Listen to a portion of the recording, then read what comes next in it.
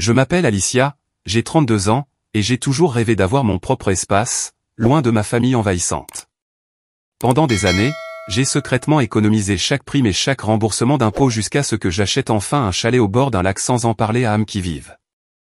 C'était mon sanctuaire, mon refuge, jusqu'au mois dernier, quand une amie m'a envoyé des vidéos de ma famille organisant une fête pendant que j'étais en Europe. Je les ai transférées à mon mari, James. 1 heure plus tard, il a franchi la porte de ce chalet, et leur célébration s'est arrêtée net. Avant que je vous raconte la suite, dites-moi d'où vous regardez. Dans les commentaires, cliquez sur le bouton j'aime et abonnez-vous pour plus d'histoires sur les limites familiales et l'importance d'avoir son propre espace. En grandissant, l'intimité était un concept étranger dans mon foyer. Je partageais une chambre avec mes 2 sœurs dans notre petite maison de banlieue où l'espace personnel était inexistant et où quelqu'un empruntait toujours mes affaires sans demander. Même mon journal intime devait être caché sous une lame de plancher lâche sous mon lit. Je me suis promis qu'un jour, j'aurais un endroit qui serait entièrement à moi. Après l'université, j'ai gravi les échelons pour devenir directrice marketing dans une entreprise technologique en pleine croissance. Le poste était assorti d'un salaire confortable et de primes trimestrielles que je mettais religieusement de côté sur un compte d'épargne séparé dont mon mari, James, ne savait rien. Non pas parce que notre mariage était en difficulté, mais parce que j'avais besoin de quelque chose qui n'appartenait qu'à moi. James est un homme merveilleux, âgé de 34 ans, avec un cœur d'or. Mais il vient d'une famille où tout est partagé, où les portes sont toujours ouvertes, et où les limites personnelles sont considérées comme égoïstes. La famille, c'est tout, disait-il chaque fois que je me plaignais que ses parents passent à l'improviste ou que ses frères et sœurs empruntent nos affaires sans les rendre. C'est comme ça, la famille. Mais je voulais plus que cette explication. Je voulais le respect de mon espace et de mes biens. Alors, tout en souriant et en hochant la tête lors des réunions de famille, je continuais d'alimenter mon fonds secret intitulé simplement Un rêve d'un jour dans mon application bancaire. Après 6 ans d'économie, j'avais assez pour un acompte. J'ai engagé une agente immobilière discrète nommée Valérie qui comprenait mon besoin d'intimité. Parfois, nous avons besoin de notre propre sanctuaire, a-t-elle dit lors de notre première rencontre. Je vous aiderai à trouver le vôtre. Pendant 6 mois, nous avons cherché jusqu'à ce que nous le trouvions, un chalet de 2 chambres au bord d'un lac avec une terrasse enveloppante et des baies vitrées allant du sol au plafond donnant sur l'eau. Il était situé sur 2 acres de terrain boisé, juste assez isolé pour se sentir à l'écart, mais à seulement 45 minutes de route de notre maison de banlieue. Dès que je suis entré, j'ai su que c'était mon endroit. La lumière du soleil de l'après-midi filtrait par les fenêtres, jetant une lueur dorée sur les parquets. Je pouvais déjà m'imaginer blotti sur une banquette de fenêtre avec un livre, regardant le coucher de soleil sur le lac. Le processus d'achat a été exaltant et terrifiant. Chaque signature sur les documents ressemblait à la fois à une trahison et à une affirmation. J'ai justifié le secret en prévoyant de le révéler finalement à James comme une surprise d'anniversaire. Je me suis dit qu'il comprendrait une fois qu'il aurait fait l'expérience de la paix et de la tranquillité d'avoir un endroit spécial juste pour nous, loin de l'intrusion constante de la famille. Le jour de la clôture, lorsque Valérie m'a remis les clés, j'ai ressenti une vague d'émotions que je n'avais jamais connue auparavant, la propriété, l'indépendance, la liberté. Je l'ai remercié pour sa discrétion et j'ai conduit directement à mon nouveau sanctuaire. Ce premier week-end seul au chalet fut un pur bonheur. J'ai apporté des produits de nettoyage, du linge de maison neuf et quelques objets personnels pour que l'endroit ressemble à chez moi. J'ai balayé les sols, lavé les fenêtres et disposé les meubles exactement comme je le voulais, personne ne me disant que le canapé serait mieux contre un autre mur ou ne remettant en question le choix de cette nuance particulière de bleu pour les torchons de cuisine. Au cours des mois suivants, j'ai entrepris de petits projets de rénovation. J'ai réparé les planches qui craquaient sur la terrasse, modernisé la salle de bain démodée avec de nouveaux équipements et je me suis offert des appareils électroménagers en acier inoxydable pour la cuisine. Chaque changement était ma décision, chaque amélioration le reflet de mes goûts. Mon ajout préféré était un coin lecture dans le coin du salon donnant sur le lac. J'ai installé une banquette de fenêtres rembourrée avec des rangements en dessous, je l'ai remplie de coussins moelleux et j'ai positionné une petite table d'appoint juste à la bonne taille pour y poser une tasse de thé et une pile de livres. Cet endroit est devenu mon refuge, où je passais des heures perdues dans des romans que je n'avais jamais eu le temps de lire à la maison. J'ai établi une routine de visite au chalet un week-end sur 2, planifiant soigneusement mes escapades en fonction des obligations familiales et des engagements professionnels. Pour maintenir le secret, j'ai créé des histoires de couverture élaborées, des projets de travail importants nécessitant toute mon attention, des visites à des amis d'université dans les villes voisines, des retraites de développement personnel auxquelles James n'avait aucun intérêt à participer. Il n'a jamais remis en question ses absences, me faisant entièrement confiance, ce qui ajoutait à ma culpabilité même si je savourais ma liberté. L'intérieur du chalet a évolué pour refléter ma personnalité d'une manière que ma maison familiale n'aurait jamais pu. J'ai accroché de l'art abstrait que ma belle-mère aurait jugé trop moderne, utilisé des coussins aux couleurs vives qui juraient merveilleusement avec les meubles rustiques, et exposé des souvenirs originaux de mes voyages qui avaient auparavant été relégués dans des boîtes de rangement. Chaque objet avait une histoire, et chaque histoire était la mienne. Il y avait de la culpabilité, certainement, surtout les soirs où j'appelais James depuis la terrasse du chalet, regardant le clair de lune scintiller sur le lac tout en prétendant travailler tard au bureau. Mais cette culpabilité était toujours éclipsée par le profond sentiment de libération que procurait le fait d'avoir quelque chose qui n'appartenait qu'à moi, intacte et non influencée par ma famille bien intentionnée mais envahissante.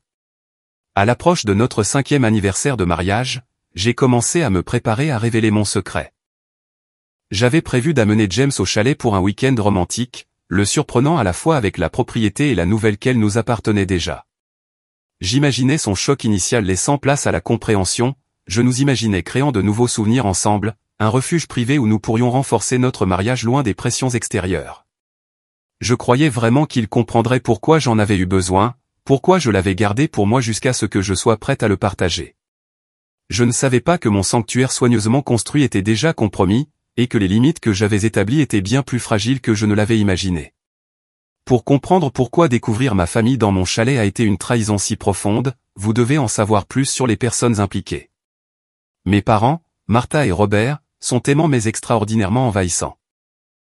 Ils ont pris leur retraite il y a 5 ans et consacrent maintenant leur temps libre abondant à s'impliquer dans la vie de leurs enfants adultes. Ma mère n'a jamais rencontré une limite qu'elle ne franchirait pas par amour, et mon père la soutient avec son attitude décontractée de juste pour aider. Ma sœur cadette, Lorraine, 29 ans, est en compétition avec moi depuis l'enfance. Si j'accomplissais quelque chose, elle devait l'accomplir en plus grand et en mieux, puis s'assurer que tout le monde le sache. Quand j'ai acheté ma première voiture, elle a économisé pour un modèle plus cher. Quand j'ai eu une promotion, elle a changé de travail pour obtenir un titre plus impressionnant. Maintenant, elle était fiancée à son petit ami, Derek, un homme agréable mais passif, qui semblait se contenter d'être un accessoire dans la compétition permanente de Lorraine avec moi. Mon frère aîné, Tyler, 35 ans, est le pacificateur de la famille. Bien que généralement décontracté et gentil, il encourage habituellement le comportement intrusif de nos parents avec des phrases comme « c'est juste maman qui est comme ça » ou « ils veulent bien faire ». Il n'a jamais compris mon besoin d'intimité, ayant renoncé au sien il y a longtemps. Mes beaux-parents, Sarah et William, sont du même acabit que mes parents. Ils traitent notre maison comme une extension de la leur, passant à l'improviste et réorganisant les placards de ma cuisine parce que cette configuration a plus de sens, ma chère. James n'a jamais vu le problème, ayant grandi dans un foyer où l'espace personnel était considéré comme un concept abstrait et quelque peu égoïste. Notre culture familiale était basée sur des clés partagées et des politiques de porte ouverte. Tout le monde dans la famille élargie avait les clés des maisons des autres pour les urgences, ce qui incluait d'une manière ou d'une autre des situations comme ma mère voulant déposer une casserole à 10 heures du matin ou ma sœur ayant besoin d'emprunter une tenue pendant que j'étais au travail. Au fil des ans, les violations de limites étaient devenues si courantes qu'elles étaient à peine reconnues. Il y a eu la fois où ma mère a complètement réorganisé ma cuisine pendant que j'étais en conférence, jetant des systèmes d'organisation que j'avais mis des semaines à perfectionner. Ou les vacances en famille où je ne pouvais même pas prendre une douche sans que quelqu'un ne frappe à la porte de la salle de bain avec une question urgente sur les plans du dîner. Ou les traditions de vacances qui se déroulaient toujours chez nous malgré mes protestations annuelles contre le fait d'accueillir. Chaque fois que j'essayais d'établir des limites, on me faisait sentir déraisonnable. Nous sommes une famille, disait-il, comme si ces 3 mots annulaient tout droit à l'espace personnel ou à l'intimité. James haussait les épaules et me disait, c'est comme ça, la famille, ne comprenant jamais que ce n'était pas ainsi que la famille devait être. L'annonce des fiançailles de Lorraine à Derek avait intensifié la convivialité familiale à un degré presque insupportable. Soudain, chaque week-end impliquait une activité liée aux fiançailles où la présence était obligatoire et l'enthousiasme attendu. Mes suggestions polies sur le respect de notre temps étaient accueillies par des exclamations de « mais c'est le moment spécial de ta sœur », comme si Lorraine n'avait pas déjà revendiqué la majeure partie de mon enfance comme son moment spécial. La tension entre mon besoin d'intimité et les attentes de ma famille atteignait un point de rupture lorsqu'une opportunité s'est présentée au travail, un voyage d'affaires de 2 semaines en Europe pour faire une présentation à des clients potentiels à Londres, Paris et Berlin.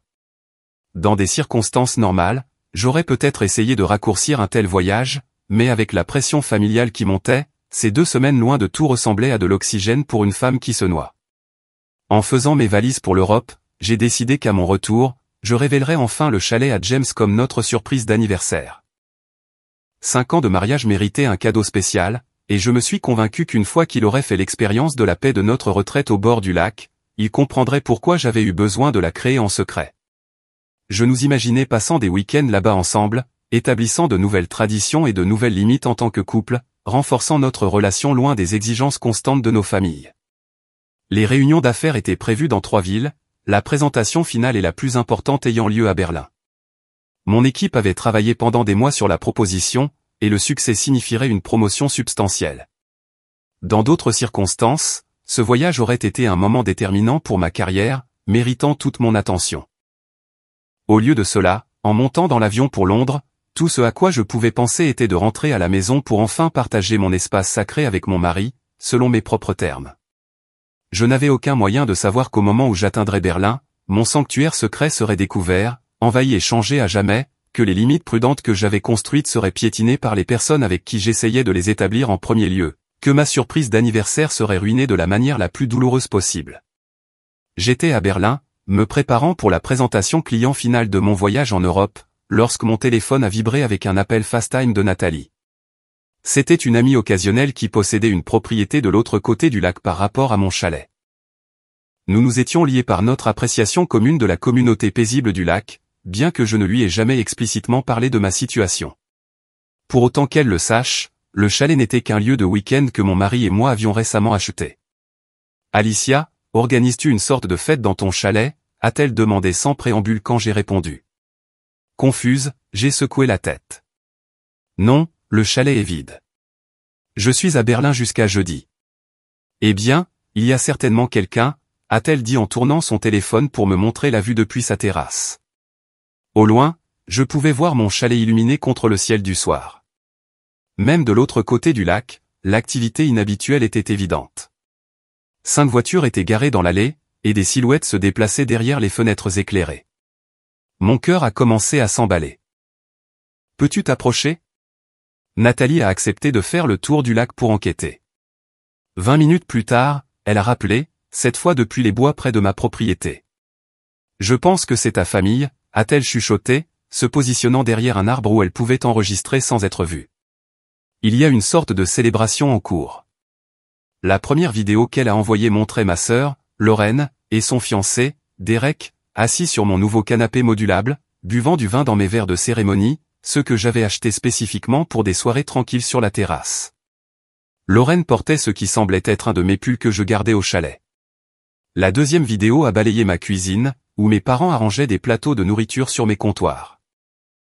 Ma mère ouvrait et fermait les portes des armoires avec la confiance familière de quelqu'un qui se sentait en droit d'explorer l'espace d'une autre personne. Mon père faisait fonctionner ma machine à café coûteuse, celle que je m'étais offerte après ma dernière promotion.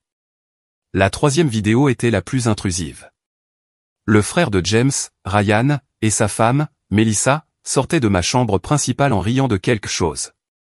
Melissa portait une trousse de maquillage qui ressemblait étrangement à celle que je gardais dans ma vanité de salle de bain. Alors que Nathalie continuait d'enregistrer, d'autres détails ont émergé. Il y avait des ballons attachés à la balustrade de mon porche et une bannière à félicitations suspendue au mur de mon salon. Des paquets cadeaux emballés étaient empilés sur ma table basse artisanale, celle que j'avais commandée à un artisan local. Quelqu'un avait apporté mes albums photos d'enfance, qui étaient étalés sur la table de salle à manger que j'avais si soigneusement sélectionnée. En arrière-plan, je pouvais entendre mon tourne-disque vintage jouer l'un de mes rares albums vinyles, une édition limitée que j'avais mis des mois à trouver. Par la fenêtre, j'ai aperçu ma mère ouvrant et fermant les tiroirs du bureau dans le petit coin bureau que j'avais aménagé pour travailler à distance. Chaque nouveau détail était comme un coup physique. Mes mains tremblaient si fort que j'ai failli laisser tomber le téléphone. Continue d'enregistrer, ai-je réussi à dire à Nathalie. J'ai besoin de tout voir. J'ai essayé d'appeler James à plusieurs reprises, mais il n'a pas répondu. J'ai envoyé des textos à ma sœur, à mes parents, même à mon beau-frère.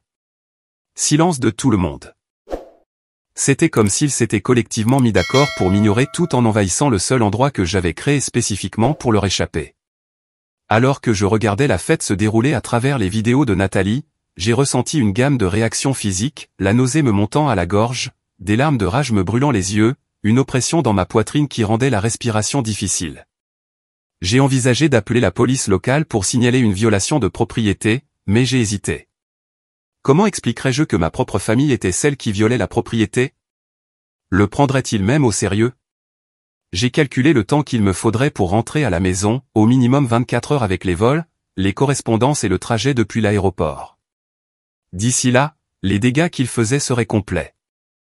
Je devais agir maintenant, mais à des milliers de kilomètres de distance, mes options étaient limitées. En désespoir de cause, j'ai consulté l'Instagram de Lorraine. C'était là, une géolocalisation marquant l'emplacement de mon chalet avec la légende « Célébration familiale dans notre magnifique nouveau chalet au bord du lac ». Notre chalet, comme s'il leur appartenait à tous. En faisant défiler son fil d'actualité, j'ai découvert des publications plus anciennes montrant divers membres de la famille à mon chalet à différentes occasions. Ce n'était pas la première fois qu'ils y étaient. La prise de conscience m'a frappé comme un coup physique. Quelqu'un avec une clé avait trahi ma confiance. Quelqu'un avait non seulement découvert mon sanctuaire, mais l'avait partagé avec toute la famille, transformant mon refuge privé en un espace commun sans ma connaissance ni mon consentement. Mes soupçons se sont immédiatement tournés vers James. Il était le seul à pouvoir connaître les aspects financiers de notre vie commune qui auraient pu laisser présager un tel achat. Mais comment l'avait-il découvert? J'avais été si prudente avec les documents, gardant les copies numériques en sécurité et les documents physiques sous clé. Alors que Nathalie continuait d'envoyer des vidéos, chacune plus intrusive que la précédente, j'ai pris une décision. Si James faisait partie de cette trahison, il devait y faire face directement. Et s'il était en quelque sorte innocent, alors il devait voir exactement ce que sa famille et la mienne faisaient en notre absence.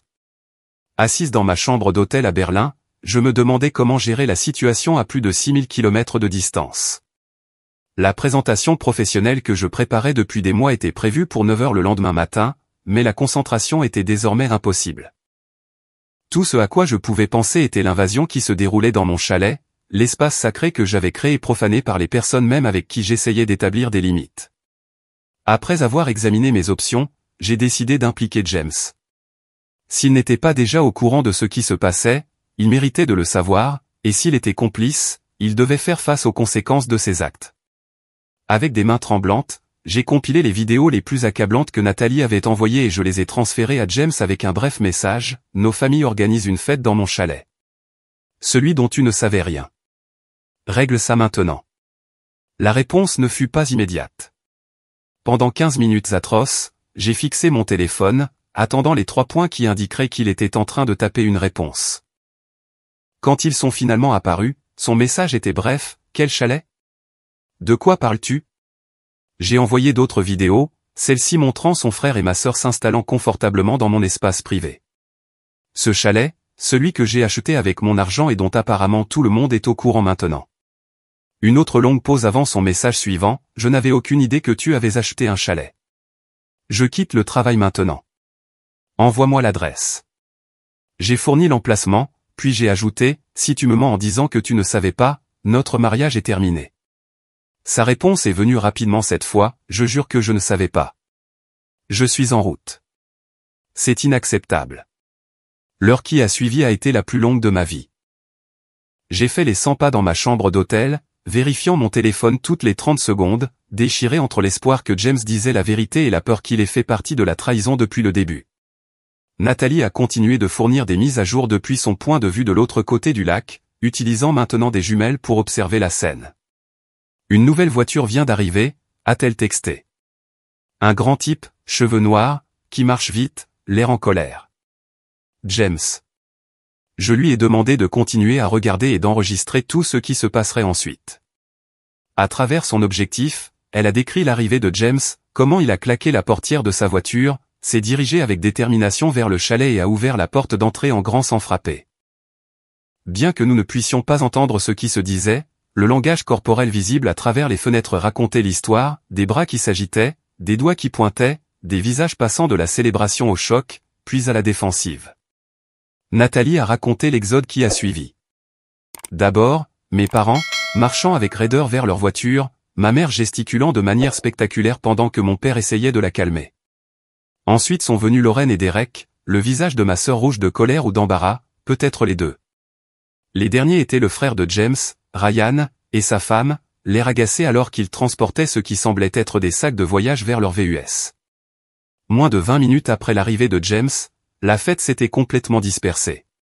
Une par une, les voitures se sont éloignées, ne laissant que le véhicule de James dans l'allée. 10 minutes plus tard, il m'a appelé sur FaceTime. La scène qui m'a accueilli était pire que ce que j'avais imaginé. Les séquelles du départ précipité étaient visibles partout. Des verres de vin à moitié vides sur les tables, de la nourriture laissée sur les comptoirs, du papier cadeau éparpillé sur le sol. Mon beau canapé de couleur crème avait ce qui ressemblait à une tache de vin rouge sur un coussin. La table basse artisanale présentait une égratignure visible sur sa surface polie. Un vase que j'avais ramené d'un voyage en Italie gisait en morceaux près de la cheminée. James avait l'air abasourdi alors qu'il balayait la pièce avec le téléphone.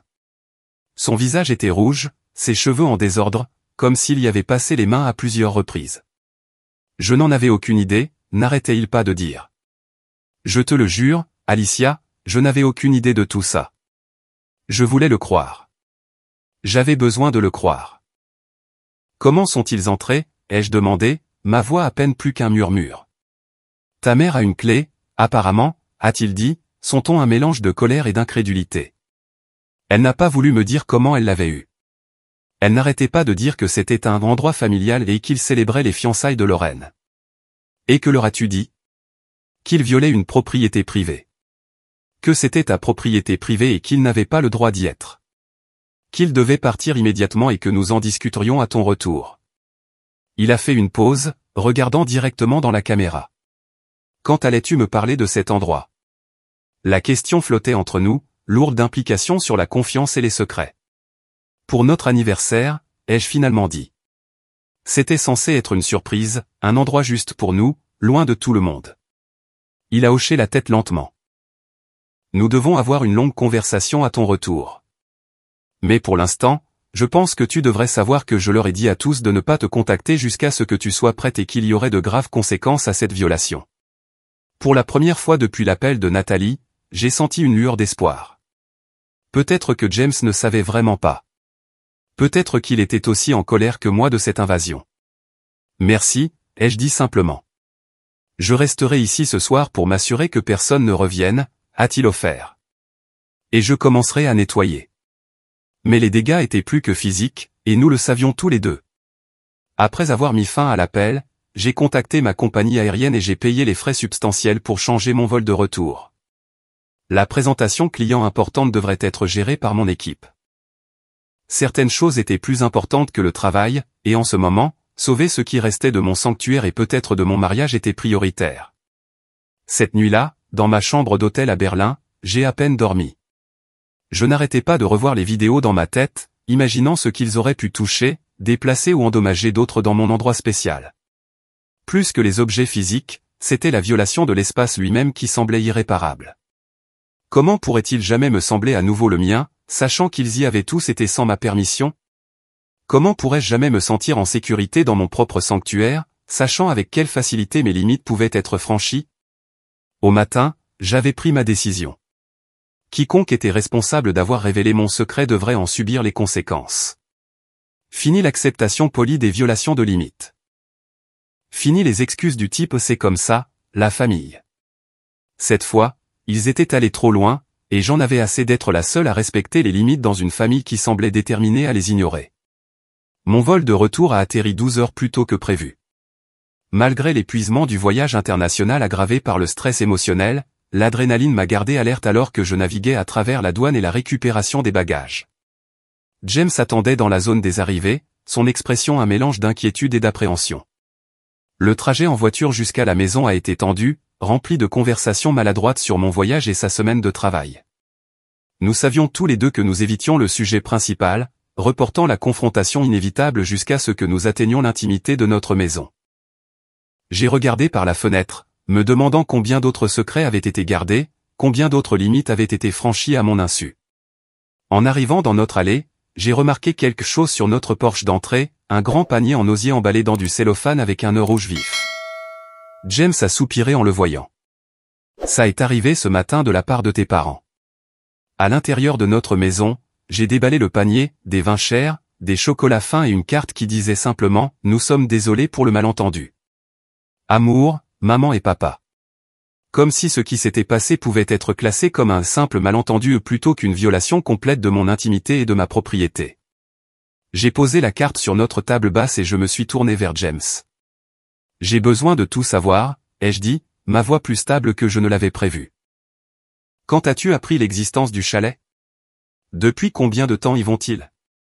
Qui d'autre était au courant ? » James s'est assis lourdement sur le canapé, l'air vaincu. « Je n'ai appris l'existence du chalet qu'il y a un mois, » a-t-il commencé. « Ta mère m'a appelé, très contrariée, disant qu'elle avait trouvé des papiers d'achat dans notre bureau à domicile en cherchant un album photo de famille. J'ai secoué la tête avec incrédulité. Elle fouillait dans nos dossiers dans notre bureau à domicile ? Il a hoché la tête sombrement. Apparemment. Elle a dit qu'elle était choquée que tu aies fait un achat aussi important sans en parler à personne, surtout à moi. Elle a fait croire qu'elle s'inquiétait pour notre mariage, que tu préparais peut-être ton départ. Et tu l'as cru ? Je ne savais pas quoi croire, a-t-il admis. J'étais blessé que tu ne m'en aies pas parlé, confus sur la raison pour laquelle tu garderais secret quelque chose d'aussi important. Quand ta mère a suggéré que le chalet pourrait être un bel endroit de rassemblement familial, que c'était peut-être ton intention depuis le début mais que tu attendais juste le bon moment pour le révéler, j'ai voulu la croire. Alors, tu lui as donné la permission d'utiliser mon chalet ? La colère que j'avais réprimée a commencé à faire surface. Pas exactement, a-t-il dit, ses yeux fuyant les miens. Elle avait déjà une clé d'une manière ou d'une autre. Elle a dit qu'elle était allée jeter un œil et que c'était magnifique, que ce serait parfait pour des week-ends en famille. Et tu n'as pas pensé à me le dire, à me le demander directement ? J'aurais dû, a-t-il reconnu, mais une partie de moi était blessée que tu aies gardé ce secret. Et ta mère était si convaincante, disant que bien sûr tu voudrais que la famille profite d'un si bel endroit, que tu attendais probablement juste qu'il soit parfaitement décoré avant de le révéler. Au fur et à mesure de notre conversation, d'autres détails ont émergé. Ma mère avait découvert le chalet il y a 3 mois et l'avait utilisé pour des excursions de week-end avec divers membres de la famille depuis lors. James le savait depuis un mois mais ne l'avait jamais visité lui-même, retenu par un mélange de blessures, de fierté et de confusion quant à mes intentions. La fête de fiançailles avait été planifiée comme un moyen de profiter du bel espace, ma mère assurant à tout le monde que je serais ravi de savoir que mon chalet était utilisé pour une occasion familiale si spéciale. Personne ne s'était demandé pourquoi on ne m'en avait pas parlé directement, acceptant l'explication que c'était encore en cours d'aménagement, je n'étais pas prête à le montrer. Après avoir envoyé James vérifier notre courrier, j'ai effectué une fouille approfondie de notre bureau à domicile. Dans un dossier intitulé « Documents fiscaux », j'ai trouvé des preuves que quelqu'un avait parcouru mes papiers, des dossiers légèrement en désordre, un reçu de l'installation du système de sécurité du chalet placé dans le mauvais dossier, une carte de visite de mon agent immobilier qui était auparavant en sécurité dans mon coffre-fort privé. Quand James est revenu, je l'ai confronté à ces preuves. Elle a tout fouillé, ai-je dit, la voix tremblante de rage. Et au lieu de me le dire immédiatement, tu l'as laissé continuer à violer mon intimité. J'ai fait une erreur, a-t-il admis. J'étais blessé que tu aies gardé un si grand secret, et j'ai laissé cela obscurcir mon jugement. J'aurais dû te parler directement. La révélation suivante est venue lorsque j'ai vérifié mes emails et que j'ai trouvé un message du fournisseur d'accès Internet du chalet confirmant un changement de mot de passe du compte que je n'avais jamais demandé. Quelqu'un n'avait pas seulement utilisé mon chalet, mais avait également modifié les paramètres de mon service. Nous devons aller au chalet, ai-je dit fermement. Maintenant. J'ai besoin de voir exactement ce qu'ils ont fait. Le trajet de 45 minutes jusqu'au lac s'est fait en silence, chacun de nous perdu dans ses propres pensées. En approchant, j'ai senti un nœud se former dans mon estomac. Cet endroit qui avait représenté la liberté et la solitude me semblait maintenant souillé, contaminé par des présences indésirables. À l'intérieur, malgré les efforts de nettoyage de James, les preuves de l'occupation familiale étaient partout. En ouvrant le réfrigérateur, j'ai trouvé des aliments que je n'achète jamais, la marque de bière préférée de mon père, le yaourt biologique spécial de ma mère, des condiments que je n'utilise jamais. Dans l'armoire de la salle de bain se trouvaient les produits de maquillage et les appareils capillaires distinctifs de Lorraine. Le placard de la deuxième chambre contenait du matériel de pêche que je reconnaissais comme appartenant à mon père et aux frères de James. La découverte la plus révélatrice est venue lorsque j'ai ouvert un tiroir de l'îlot de cuisine, un horaire manuscrit pour l'utilisation du chalet, avec les noms des membres de la famille assignés à différents week-ends s'étendant sur des mois à venir. Ma mère avait même noté au crayon son club de lecture pour le 3e jeudi de chaque mois. Il prévoyait de continuer à l'utiliser, ai-je dit en montrant l'horaire à James, sans jamais me le demander. Ils ont simplement supposé que c'était une propriété commune. James avait l'air sincèrement choqué. Je n'avais aucune idée que c'était allé aussi loin, a-t-il dit. Quand ta mère m'en a parlé, elle a fait croire qu'il n'avait visité qu'une ou deux fois, juste pour voir, pas qu'il le traitait comme une multipropriété. Une exploration plus approfondie a révélé d'autres violations, des voisins qui nous ont accueillis comme la famille de la ville, ayant manifestement été présentés à divers parents se présentant comme les occupants légitimes. Des photos sur les réseaux sociaux de ma sœur montrant plusieurs rassemblements familiaux à mon chalet, avec les mots-clics maison familiale au lac week-end, une tasse à café laissée dans le lave-vaisselle sur laquelle était écrit la meilleure grand-mère du monde, probablement apportée par ma mère et laissée intentionnellement. Cette nuit-là, James a dormi dans la deuxième chambre du chalet, la première fois de notre mariage que nous dormions volontairement séparés. Je suis resté éveillé dans ma chambre, fixant le plafond, écoutant les bruits du lac qui m'avaient autrefois apporté la paix mais qui me semblaient maintenant un bruit de fond à mes pensées turbulentes. Mon téléphone a vibré à plusieurs reprises avec des messages de membres de la famille. De ma mère, je ne comprends pas pourquoi tu es si contrarié. Nous pensions que tu voudrais que nous profitions aussi de ton magnifique chalet. C'est ce que font les familles. Nous partageons. De Lorraine, tu exagères totalement. C'est juste un chalet, ce n'est pas comme si nous avions endommagé quelque chose d'important. De mon père, ta mère est très blessée par ta réaction. Elle ne faisait qu'essayer d'inclure tout le monde dans ton nouvel achat. Du frère de James, pas cool de la part de ton mari de nous mettre dehors comme ça. On ne faisait que célébrer les fiançailles de ta sœur. J'ai mis mon téléphone en sourdine et j'ai fermé les yeux, mais le sommeil a refusé de venir. Le matin, je devrais prendre des décisions sur la façon de procéder, non seulement avec le chalet, mais aussi avec mon mariage et mes relations familiales. Une chose était certaine, les choses ne pouvaient pas continuer comme elles l'avaient été. Des limites avaient été franchies qui ne pouvaient être effacées, et une confiance avait été brisée qui ne serait pas facilement réparée. Le matin après notre visite au chalet, j'ai pris une décision. J'avais besoin de temps seul pour tout digérer. Au petit déjeuner, j'ai annoncé mon plan à James. Je prends une semaine de congé pour rester seul au chalet, ai-je dit, en remuant mon café sans le regarder. J'ai besoin d'espace pour réfléchir à tout ce qui s'est passé. Je comprends, a-t-il répondu, sa voix prudente. Veux-tu que je t'aide à nettoyer le reste du désordre qu'ils ont laissé? Non, ai-je dit fermement. Je dois le faire moi-même. C'était censé être mon espace, et j'ai besoin de le reconquérir selon mes propres termes. Il a hoché la tête lentement. Je suis vraiment désolé, Alicia. J'aurais dû te le dire immédiatement quand ta mère a mentionné avoir trouvé les papiers.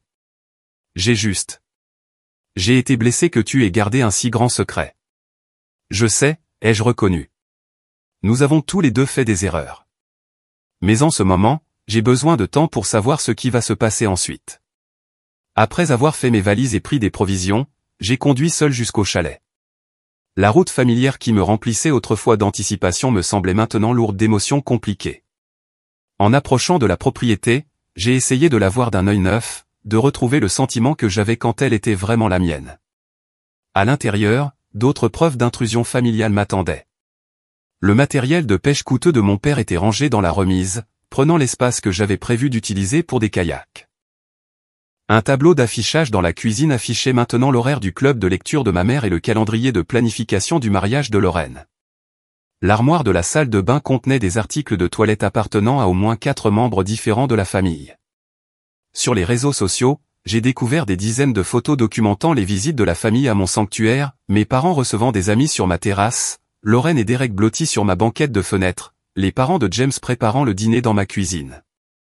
Chaque image était comme une nouvelle violation, la preuve que mon refuge privé avait été transformé en un espace commun sans mon consentement.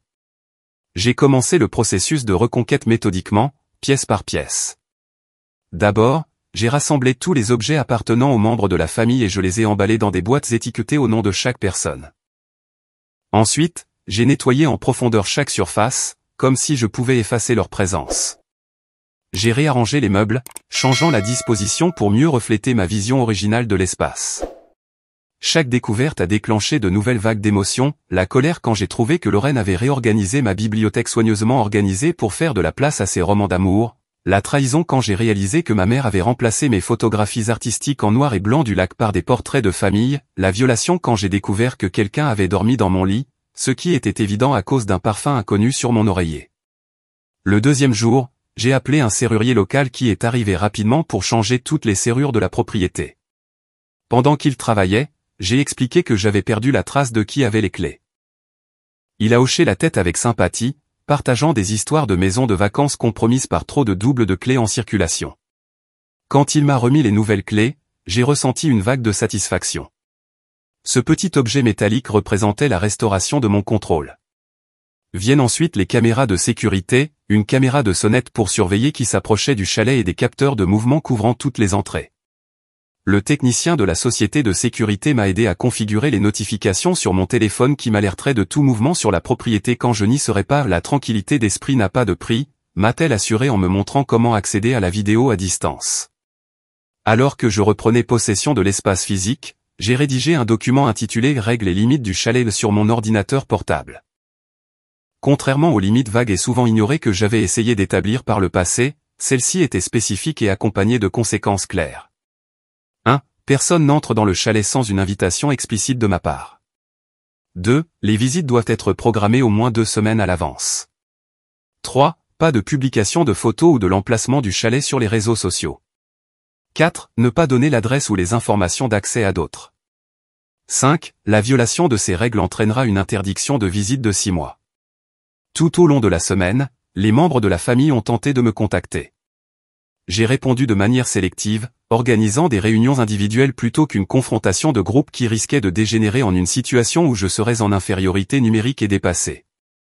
J'ai rencontré ma mère dans un café à mi-chemin entre le chalet et ma maison. Son approche initiale était défensive. J'essayais juste d'inclure tout le monde dans ce merveilleux endroit que tu as trouvé. C'est ce que font les familles. En la regardant droit dans les yeux, j'ai répondu « Non, maman.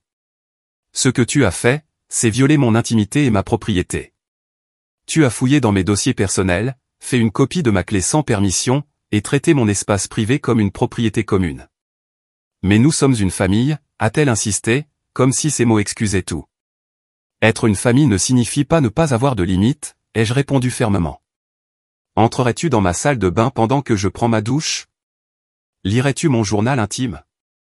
Prendrais-tu de l'argent dans mon portefeuille sans demander? Ce sont toutes des limites que la plupart des gens respectent, même en famille. Elle semblait sincèrement perplexe face à la comparaison. C'est différent. Ce n'est pas différent, ai-je insisté. Mon chalet est mon espace privé, tout comme ma salle de bain ou ma chambre. Le fait que tu ne comprennes pas cela est exactement la raison pour laquelle j'avais besoin d'un endroit à moi en premier lieu. À la fin de notre conversation, j'avais clairement exposé ma position. Si elle voulait accéder à mon chalet à l'avenir, elle devrait respecter entièrement mes limites. Les jours du c'est comme ça, la famille sont terminés, maman. J'ai besoin que tu me vois comme une adulte indépendante avec le droit à l'intimité. Ma rencontre avec Lorraine a été moins productive. Elle a rejeté mes préoccupations comme une réaction excessive, insistant sur le fait que les sœurs partagent tout. Quand j'ai souligné qu'elle avait porté mes vêtements sans permission, elle a haussé les épaules. Il m'allait mieux de toute façon. Ce commentaire a cristallisé des décennies de dynamique compétitive entre nous. Il ne s'agit pas des vêtements, Lorraine. Il s'agit de respect. Tu n'avais pas la permission d'être dans mon espace, d'utiliser mes affaires ou de publier des photos de ma propriété privée en ligne. Peu importe, a-t-elle répondu en examinant sa manucure. Ce n'est pas comme si tu l'utilisais pendant que tu étais en Europe. J'ai fixé des limites fermes avec elle, pas d'accès au chalet tant qu'elle n'aurait pas reconnu la violation et montré du respect pour ma propriété. Sa réponse dédaigneuse m'a dit que cela pourrait prendre très longtemps avant qu'elle ne remplisse ces conditions. Mon père a tenté de jouer les pacificateurs, comme il l'avait fait tout au long de mon enfance. Ta mère voulait bien faire, a-t-il commencé lorsque nous avons déjeuné. Elle voulait juste que tout le monde profite de ce bel endroit que tu as trouvé. Papa, j'ai besoin que tu comprennes quelque chose, ai-je interrompu. Les bonnes intentions n'excusent pas les violations de limites. Si j'avais voulu une maison de campagne familiale, j'en aurais discuté avec tout le monde. J'ai délibérément créé cet espace comme un refuge personnel. Il semblait sincèrement confus. Mais pourquoi voudrais-tu un endroit rien que pour toi? La convivialité familiale est ce qui donne un sens à la vie. Pour toi, peut-être, ai-je reconnu. Mais j'ai besoin d'un équilibre entre la convivialité et la solitude. J'ai besoin d'espaces qui ne sont qu'à moi, où je peux me décompresser et être pleinement moi-même sans accommoder les besoins et les préférences de tout le monde. Bien qu'il ait eu du mal à comprendre, il semblait au moins disposé à essayer. Je parlerai à ta mère, a-t-il promis. Et je respecterai tes nouvelles règles. À la fin de la semaine, j'avais repris possession de l'espace physique du chalet et établi de nouvelles limites avec la plupart des membres de ma famille.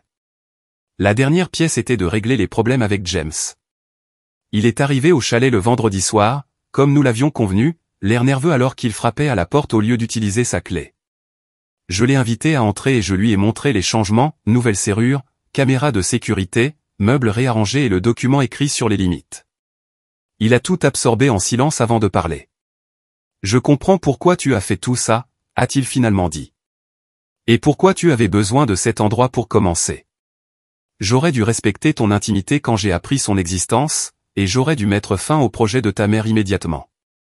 Oui, tu aurais dû, ai-je convenu. Mais j'aurais aussi dû être honnête avec toi depuis le début. Garder un si grand secret était mal, même si mes intentions étaient bonnes. Nous avons parlé pendant des heures cette nuit-là, abordant non seulement la situation du chalet mais aussi les problèmes plus profonds de notre relation, sa tendance à rejeter mon besoin de limite, ma tendance à garder des secrets plutôt qu'à m'affirmer directement, nos différentes compréhensions de la dynamique familiale et de l'espace personnel. Je veux que nous voyions un conseiller conjugal, lui ai-je dit.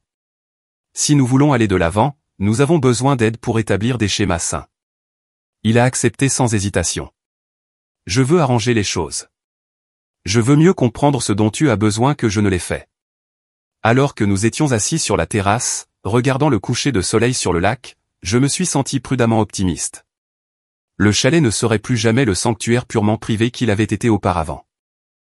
Mais peut-être pourrait-il devenir quelque chose de tout aussi précieux, un symbole de ma volonté de me défendre et d'établir des limites saines, et, espérons-le, un jour, un endroit où James et moi pourrions créer de nouveaux souvenirs non souillés par l'intrusion familiale. Il y a des conditions pour quiconque vient ici, lui ai-je dit.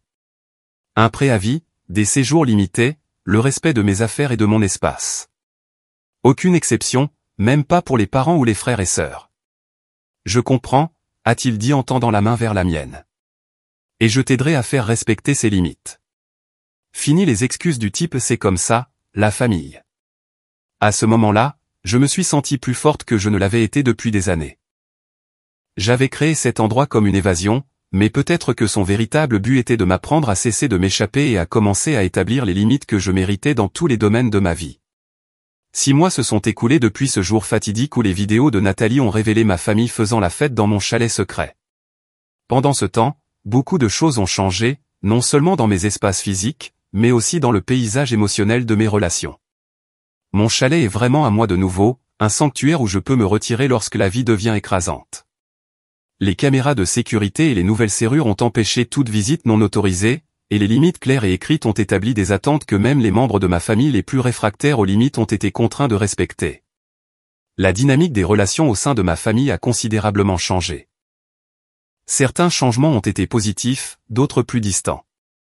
Lorraine a maintenu son attitude dédaigneuse pendant plusieurs mois, refusant de reconnaître tout acte répréhensible.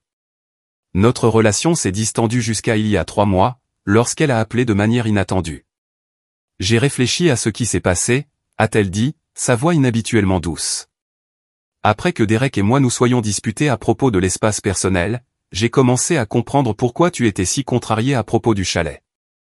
Je n'aurais pas dû y aller sans ta permission. Ce n'était pas une reconnaissance complète, mais c'était un progrès. 2 semaines plus tard, je l'ai invité pour un week-end entre sœurs au chalet, sa première visite autorisée. Les règles étaient claires, et à ma grande surprise, elle les a respectées entièrement.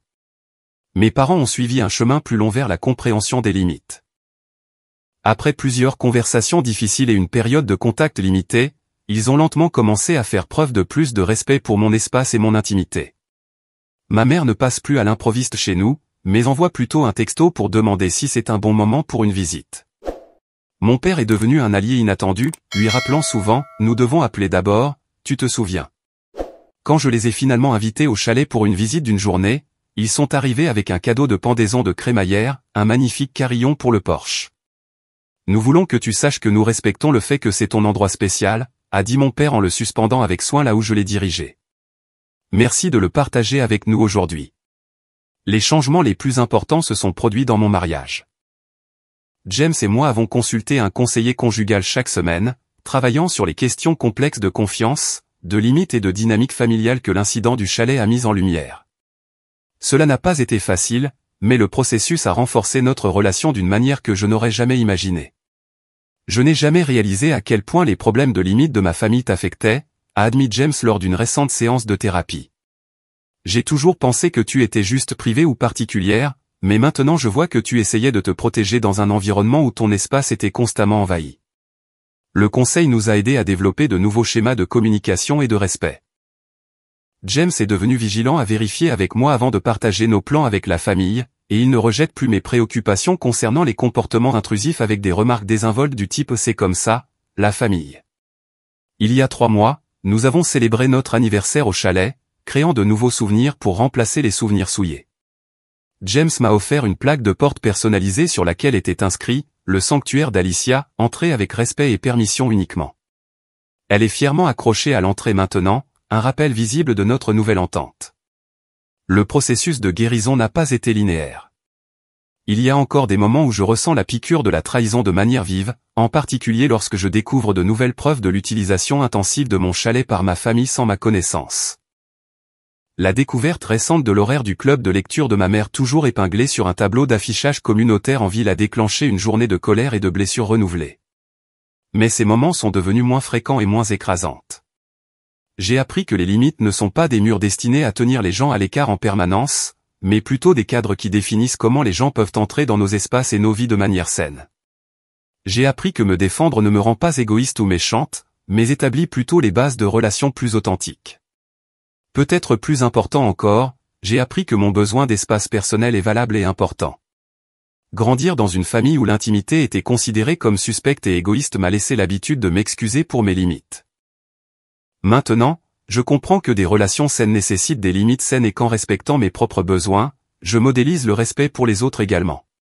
Le week-end dernier, j'ai organisé un petit rassemblement au chalet avec des personnes que j'avais personnellement invitées, James, mon amie Nathalie qui m'avait alerté de l'invasion, et 2 couples dont nous sommes proches. Alors que nous étions assis autour du foyer, regardant le coucher de soleil sur le lac, j'ai ressenti un profond sentiment de paix. C'est ainsi que j'avais toujours imaginé partager mon endroit spécial, selon mes propres termes, avec des gens qui respectaient mes limites. Tu sembles différente, a observé Nathalie alors que nous nous tenions sur le quai plus tard dans la soirée. Plus confiante, en quelque sorte. Je le suis, ai-je répondu en regardant le clair de lune scintiller sur l'eau. J'ai enfin appris que avoir des limites ne signifie pas repousser les gens. Cela signifie leur apprendre à être proche de vous de manière sûre et respectueuse. Le chalet qui était autrefois mon évasion secrète est devenu quelque chose de plus précieux, un symbole de ma croissance et de mon respect de moi-même. En tenant bon face aux violations des limites, j'ai créé non seulement un sanctuaire physique, mais aussi un sanctuaire émotionnel.